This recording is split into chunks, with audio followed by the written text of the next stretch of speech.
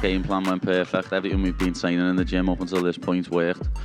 You know, everything we said we were going to do, we done, and it was brilliant. Like, I'm very happy with my performance. Yeah, I smell blood in the water and I've got proper killer instinct. So, but the one thing I did do is obviously I ran at him and started putting it on him, and then we spoke about it beforehand.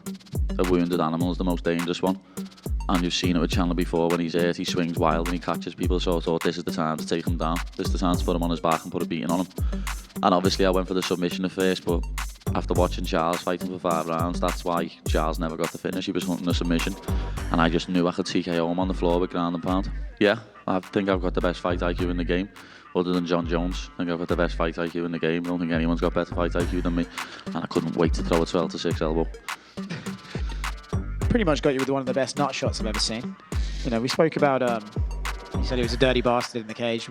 Reckon he did that on purpose, or was that? I don't know what I mean. As I say, I like Mike, he's a nice fella. He's very respectful and nice outside the cage, but when he gets in it, he hit me with about 4 punches in the back of the head in the first round. You know what I mean? Not even got said to him. But you never know, he might have kicked me on purpose because he needed a little break. Everyone was questioning my cardio going into this fight, saying that I wouldn't be able to keep up a pace with Mike. And it was him that was gassing, not me. As I say, I knew he was tired, I could see he was tired, so I was like, I'm not giving him this breather so he can get all his breath back and swing a big punch at me. I just got right back into the action. Scousers don't get knocked out, lad, you know that, but... And we said this beforehand, he's gonna hit me, you know what I mean? We're in a fight, he's gonna get me at one point. But my chin's never been cracked and it's never gonna. It's not gonna happen. Like, it's just not. People can laugh at me all they want when I say I won't get knocked out, but I won't. We saw a video of you backstage with Colby Covington. Mr. Irrelevant, trying to stay relevant. The fucking whopper. Yeah, what was that about? Just to come over, start and chat shit, didn't he, lad? Because he seen there was a camera. Come over and started to say, oh, you fight scrubs. Like, lad, he said something about Chandler being 2-4 or something. Isn't he 2-4 in his last 6? Something like that. He's an absolute bum, lad. He's nearly 40. He's trying to stay relevant by jumping on me while if there's a camera there. Well, not jumping on me, just talking shit. I seen him a power slap the other week and walked past him staring at him, and he just looked at the floor like the little pussy boy he is. When there's a camera there, he tries to say something, but he got terrored, you know what I mean? We all absolutely terrorised him. Got told to leg it. Tried to keep shouting, got told to button his shirt up the fucking wall. Dana was here and we asked him, you know, does Paddy get one more fight and then he's a title contender? And Dana said, well, this was a big win, so he could be a title contender right now. You named a few guys that you would want to fight. You also said you wouldn't mind fighting Charles Oliveira in Abu Dhabi. So is that the plan? One more fight, title shot for you? I hope so. You know what I mean? I do. I want to be a world champion. I've always said that I am going to be a world champion.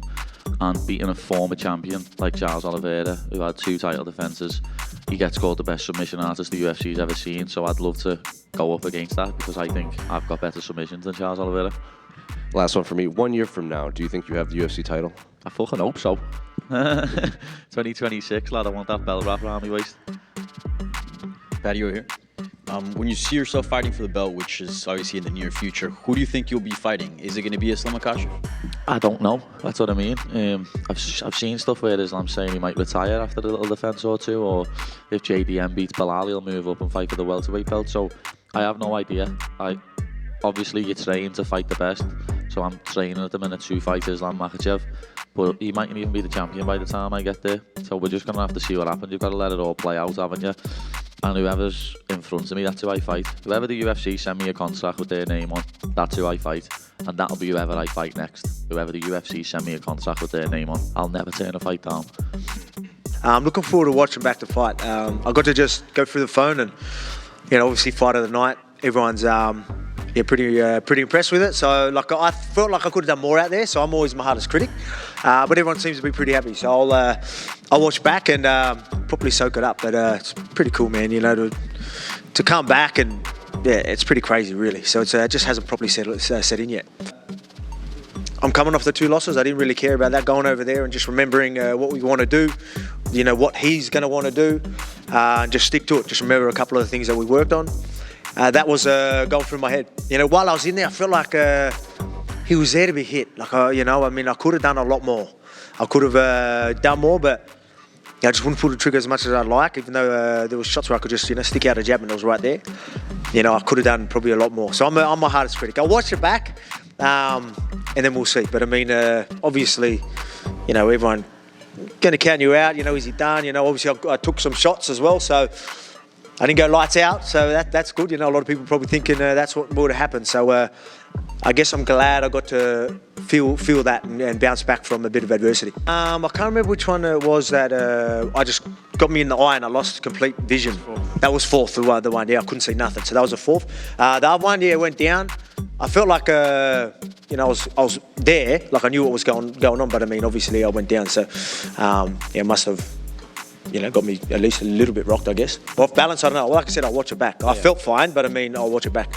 Today, like while I was walking around, I was like, I promised my girls I'll bring the belt back. And then I'm like, it's not about bringing the belt back. Like I even said it in there. I go, well, it's not about bringing the belt back. It's about overcoming this adversity. You know, these two losses, the break I had. You know, a lot of people are going to think I'm done. You know, 36 years old. That is more important. You know, me, you know, showing my kids, you know, what you could be capable of when people are counting you out. And I said to you all week, everyone has every right to count me out. You know, coming off 2 losses, big break, 36 years old, young, hungry, dangerous guy. And I told you, like, hey, I'm the guy to, you know, you can definitely think that. You've got every right until I change your mind. Hopefully I changed your mind. And yeah, I think there's more of a message in all of that than just taking the belt back to the family. Dan Ige said that he's never faced anyone that hits as hard as Diego, that the power just felt different. For Federer, it was more of like a thudding power. So when you were in there, we can see a little bit on your face, but like, how did the power? More than a little bit, yeah. I guess so. I mean, he puts it all in, right? He really commits to his shots. That's why, you know, you can land on him too, you can capitalize on that. But if he lands on you, he's, you know what I mean, when someone holds a pad and be like, yeah, just give it a crack, like he's doing that every time he's swinging, so it's going to hurt, right? He's going to have some weight behind it. But yeah, he done, you know, I got a few stitches, you know, a couple of stitches here, like in my mouth, so he's done a great job. But at the same time, he's got a freaking hard head.